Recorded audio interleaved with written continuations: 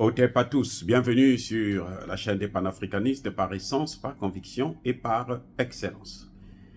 Celle des citoyens kémites par nécessité et obligation de combat. Nous sommes une chaîne qui n'est guidée que par nos ancêtres et rien que par les ancêtres qui appartiennent à l'égrégore du monde noir. Par conséquent, nous ne croyons en aucun Dieu venu de l'étranger. Toutefois, cette vidéo n'est aucunement destinée à inciter à la haine ou à la violence, car nous menons un combat qui est d'abord et avant tout spirituel, intellectuel et démocratique. Ensuite, il est politique, géopolitique et géostratégique, contre l'impérialisme, le colonialisme, le néocolonialisme et l'endocolona, qui sont tous qualifiés de crimes contre l'humanité. Nous menons ce combat sur la base du principe fondamental que nous avons hérité de nos ancêtres kémites, qui est celui de la Mahat, c'est-à-dire solidarité, vérité et justice. Vous êtes donc en droit de connaître la vérité et nous avons l'obligation de vous dire la vérité, rien que la vérité, afin que justice soit rendue au continent africain. Et ça, c'est notre modeste contribution dans cette noble lutte en faveur de la souveraineté, la dignité, la solidarité et l'unité africaine. C'est exactement ça que nous appelons le panafricanisme. Bien-aimés frères et sœurs, Mali, Burkina Faso, Niger. Un élève qui dépasse son maître. Hein? Un élève qui dépasse son maître. Qu'est-ce que je veux dire par là? Le Mali, bien entendu, n'est pas le professeur du Burkina Faso ni du Niger. Mais je vais expliquer que le Burkina Faso s'est inspiré de l'expérience malienne pour pouvoir déterminer la politique qu'il doit mener. Et on est en train de voir que le Niger aussi est en train de venir vers emprunter presque la même voie. C'est vrai que vous allez me dire que le Mali avait beaucoup de problèmes. Parce que le Mali était seul contre tous. Contre toute la communauté dite autoproclamée, internationale. Donc, ce n'était pas facile. Ça, il faut l'admettre, ce n'était pas du tout facile. C'est plus facile aujourd'hui pour le Burkina Faso, c'est plus facile pour le Niger, parce que le Mali a pratiquement tout expérimenté. Et vous voyez que le Niger est en train de passer ses... C'est-à-dire que malgré les sanctions de la CEDEAO, le Niger, c'est comme s'il n'y avait pas de sanctions. C'est pour ça que moi, je dis même, j'ai tendance à vouloir demander au président Tchani d'arrêter les négociations avec la CEDEAO, d'oublier la CEDEAO et de se concentrer sur l'AES. Et oui, puisqu'ils s'en sortent déjà mieux en 5 mois, 6 mois, là nous sommes rentrés dans le 6e mois presque, en 6 mois, on voit que le Niger se porte beaucoup mieux que en toutes les années de l'indépendance. Et oui, parce que les indépendances ont abouti à quoi? Un pays à genoux, qui est parmi les 5 pays les plus pauvres au monde sur 193 États. Vous vous rendez compte? Mais c'est grave ça. Alors que c'est un pays qui a l'uranium, qui a le pétrole, qui a le gaz, qui a l'or, qui a beaucoup d'autres matières premières. Donc, aujourd'hui, on voit le Niger a repris le contrôle de son uranium, le Niger a repris le contrôle de l'eau. Qu'est-ce que vous pouvez demander d'autre? N'est-ce pas trop beau pour ne pas être dit? Et ce qui manque maintenant, ce qui reste, c'est qu'il faut expulser la base militaire américaine qui reste. Il faut. C'est la seule chose qui reste. Et puis sortir du franc CFA. Mais là, c'est une affaire à 3. Mais le Niger en tant que tel, parmi les politiques qu'elle doit maintenant, les domaines, les dossiers sur lesquels elle doit se pencher, c'est la base militaire américaine. Donc, c'est plus facile pour le Niger, puisqu'ils ont vu comment le Mali a fait pour s'en sortir avec les sanctions. Pratiquement les mêmes sanctions que celles que le Niger a aujourd'hui. Alors, pourquoi je dis l'élève dépasse le maître? Parce que le Burkina Faso, mais il est allé plus loin. que le Mali. Le Mali s'est précipité dans une constitution qui a repris en grande partie la constitution française. Les constitutions que la France a toujours imposées dans nos pays. C'est d'ailleurs pour ça que le président Assimi Goïta vous dit il faut préserver les acquis de la démocratie, alors que c'est la démocratie qui nous a menés dans la situation dans laquelle nous nous sommes, c'est la démocratie qui nous a menés dans la situation de chaos dans laquelle nous nous sommes, c'est la démocratie qui permet à l'Occident d'intervenir, de s'ingérer dans nos affaires, c'est la démocratie qui permet à l'Occident de placer des dirigeants à la tête de nos États en faisant fi de la volonté des peuples, en magouillant, en traficotant, en trouvant tous les moyens possibles pour que quelqu'un qui est France-africain puisse prendre le pouvoir. Et ça, c'est ce que le Burkina Faso est en train de tenter d'éviter. C'est le Burkina Faso qui était le premier à dire que cette histoire des élections, ce n'est pas notre problème. Nous, notre priorité, c'est la sécurité. Alors que le Mali avait dit, nous allons aller vers les élections, dans 2 ans, dans 3 ans, dans ceci. 2024, là, il faut qu'il y ait des élections. C'est après le Burkina Faso que Assimi Goïta a compris. Et par rapport à tout ce que nous faisons, nous disons, et tant mieux d'ailleurs, nous félicitons le gouvernement, qui s'est dit non, mais il faut changer cette affaire-là. C'est pour ça que j'étais aux anges lorsque le président Assimi Goïta a reporté les élections s'inédit. Eh oui, j'étais aux anges. Parce que si les Occidentaux veulent les élections, on ne peut pas faire les élections avec des terroristes. Si les Occidentaux veulent les élections, ils n'ont qu'à retirer leurs terroristes parce que ce sont eux qui financent. Nous en avons les preuves maintenant. C'est incontestable. Voilà ce qui est en train de se passer. C'est pour ça que dans cette situation où l'élève est en train de dépasser le maître, le maître doit faire un effort pour reprendre la main, pour dépasser l'élève. Ce qui m'amène à dire que le président Assimi Goïta, qui a déclaré que la souveraineté a été retrouvée, doit effectivement retrouver cette souveraineté en coupant tous les liens entre la France et le Mali. Il faut reprendre, il faut une nouvelle constitution pour le Mali. Je ne sais pas si c'est maintenant qu'ils vont décider de la faire, réviser, mais là, ça n'aura pas assez de sens, parce qu'il y a des paramètres qui sont, alors, incontournables pour vraiment casser le pont. 1, il faut revoir la durée du mandat, le nombre de mandats. On n'est pas obligé d'avoir un mandat de 5 ans. On peut avoir 6 ans, on peut avoir 7 ans, on peut avoir 10 ans, on peut avoir 15 ans. Non renouvelable, par exemple. Mais à ce moment, il faudrait qu'il y ait une possibilité de destitution lorsque le président ne suit pas la volonté du peuple. C'est-à-dire, si le peuple sort dans la rue, les représentants du peuple, par exemple, disent que nous ne voulons plus la coopération avec la Chine, le président doit arrêter cette coopération.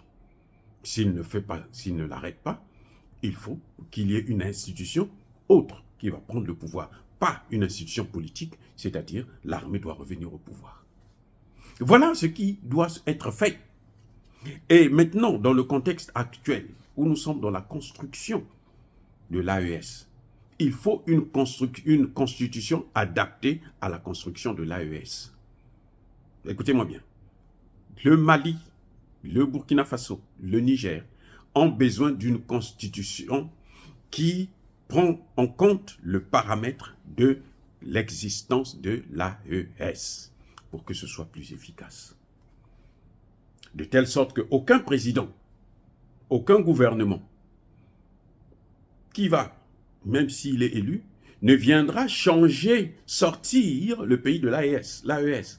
Ou bien dire que nous voulons avoir notre propre monnaie. Donc, de ce fait, le Mali doit avoir une autre constitution, une nouvelle constitution. Et c'est ce qui permettra de réviser des problèmes comme la durée de mandat, le nombre de mandats, ainsi de suite. Il y a un paramètre important qui est là. Et cette constitution ne peut pas se faire avant qu'on établit les textes de l'AES. Et c'est des textes qui vont être adoptés par les 3 pays. Ce qui m'amène à demander au Burkina Faso et au Niger de ne pas modifier la constitution sans tenir compte du paramètre de l'AES. C'est-à-dire que ces 2 pays qui n'ont pas encore changé leur constitution, qui sont en phase de changer leur constitution, qui ont manifesté la volonté d'avoir une nouvelle constitution, ces 2 pays-là doivent plutôt mettre en place ces nouvelles constitutions en fonction, ou plutôt après qu'il y ait les textes de l'AES, pour qu'ils ne soient pas obligés de modifier encore la constitution en fonction de ça. Donc on crée les textes de l'AES, on crée la monnaie de l'AES. À ce moment, le Burkina Faso et le Niger vont maintenant travailler sur la nouvelle constitution en tenant compte de ce paramètre. Et là, le Mali, à son tour, doit trouver un moyen pour modifier la constitution. Et oui, on doit s'en foutre de la démocratie. Ce n'est pas notre problème. Non. Notre problème, c'est avoir un bon gouvernement, un bon dirigeant. S'il est bon, on doit le garder. C'est tout. Et ces constitutions doivent aussi inclure le paramètre de non-ingérence dans les affaires intérieures de ces États par les puissances occidentales. C'est-à-dire qu'à partir du moment où l'AES, par exemple, il faut dire que dans la Constitution, on doit maintenir un paramètre qui dit que l'AES doit être financé par le pays, à hauteur, par exemple, de 10%. Notre pays doit donner 10% pour faire fonctionner, ou 20%, 30% pour faire fonctionner l'AES. Vous voyez, ce sont ces paramètres-là qui vont permettre, il faut que ça existe dans la Constitution pour que, même après eux, celui qui viendra là ne pourra pas changer ça. Notre monnaie ne doit plus, le pays ne doit plus avoir utilisé le franc CFA. Nous allons utiliser la monnaie de l'AES. La Constitution doit prévoir ça. Et aucun gouvernement n'a le droit de sortir de l'AES, aucun gouvernement n'a le droit de financer, d'avoir sa propre monnaie. Nous aurons une monnaie unique. Vous voyez, pour rendre les choses incontournables sur le plan juridique. Et que si, par exemple, par hasard, le pays fait appel à un pays européen, par exemple, un pays qui n'est pas membre de l'AES, en cas de difficulté, ce gouvernement doit être destitué. Et c'est ça justement qui fera qu'on puisse parler vraiment de la souveraineté retrouvée. L'avantage pour le Burkina Faso et le Niger, c'est qu'ils n'ont pas encore pu changer leur constitution. Donc il faut qu'ils aillent le plus rapidement possible avec les textes de l'AES, les textes juridiques sur la monnaie, sur la souveraineté, ainsi de suite, sur le modèle de gouvernance de l'AES, au sein de l'AES, des pays de l'AES, avant de sortir de nouvelles constitutions. Mais le Mali, dans ce cas, doit modifier sa constitution. Il faut se préparer à un autre référendum pour la nouvelle constitution qui sera adaptée à la création de l'AES. Par exemple, il y aura forcément la création d'une armée de l'AES. Et oui, il faudrait qu'il y ait une armée de l'AES. Mais cette armée, comment elle doit fonctionner? Il faut prévoir ça dans les textes. C'est un État qu'on est en train de créer. C'est un État unitaire ou un État fédéral. Il faudrait qu'il y ait des modalités pour que ça puisse fonctionner. On peut mettre par exemple, comme ici aux États-Unis, la police est sous la tutelle de l'État et l'armée est sous la tutelle du gouvernement fédéral. Il y aura soit un président, ça peut être tournante, ou bien ça peut être par élection au niveau des 3 pays. Voilà ce qui serait salué et ce qui va apporter une véritable innovation, un véritable changement dans la gestion, dans la constitution, dans la construction de cette AES. Nous félicitons le Burkina Faso, c'est lui qui a commencé avec, par exemple, financer. Tout ce qui est en train d'être fait actuellement au Burkina Faso, c'est financé par les Burkinabés. Ce n'est pas de l'aide, hein? Ce n'est pas des demandes, on va ici, on va là. Et ça, c'est formidable parce que il n'y a plus les choses, non, bon, nous on attend l'aide ici, on entend des gens qui disent, la Chine a décidé de nous aider. Non, on n'a plus besoin de l'aide de la Chine. Écoutez-moi bien, on n'a plus besoin de l'aide de la Chine. Chaque fois que vous acceptez l'aide de quelqu'un d'autre, vous donnez, vous mettez en jeu votre souveraineté. Eh oui, parce que l'aide vient avec des conditions politiques entre États. Et ça fait que nous devons arrêter avec cette situation d'aide. L'aide de ceci, l'aide de cela. À moins que ceux qui vous aident là, ils n'ont aucune contrepartie. Non, je veux vous donner des armes pour lutter contre le terrorisme. Ok, donnez. Mais non, je veux vous donner des armes et demain, vous savez, moi j'ai telle situation. Non, non, non, ça ne nous regarde pas. Par exemple, le Maroc. Je veux vous donner l'accès à la mer et puis après, il vient, bon, j'aimerais, vous devrez reconnaître le Sahara occidental. Non, non, non, non. Ça, c'est la corruption étatique maintenant.